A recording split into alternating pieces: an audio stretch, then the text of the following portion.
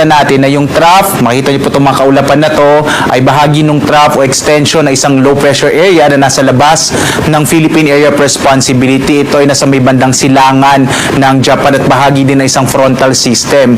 At itong trough na to, ang inaasa natin magdadala ng mga kaulapan. Makita niyo po medyo maulap dito sa may silangang bahagi ng Central Luzon, gayon din sa may silangang bahagi ng Northern Luzon. Kaya inaasa natin ngayong araw ang malaking tsansa ng mga pag-ulan, partikular na sa mga lalawigan ng Aurora, gayon din sa Isabela, sa Quezon, Camarines Norte at Camarines Sur. Ito ay bahagi nga nitong trough o extension ng low pressure area.